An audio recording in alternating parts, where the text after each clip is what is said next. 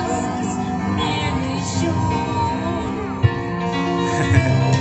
Ana babam kimsesiz şişir kaçkan, lidarımsız yarım saçkan, yuvarımsız emirliyim, kanatlarımsız kadınızım, nasıl yapayım, kadınız gibi nasıl yapayım, uğrunuz uzak olsun ana baba.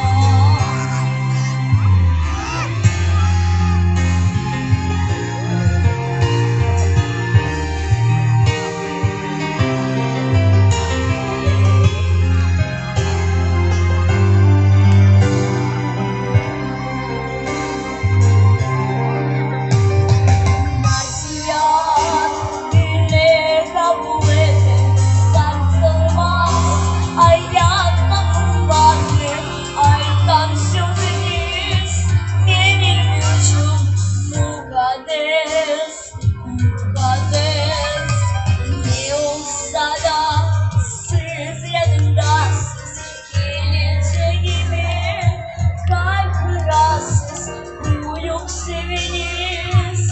Ana babam hiç sormayın.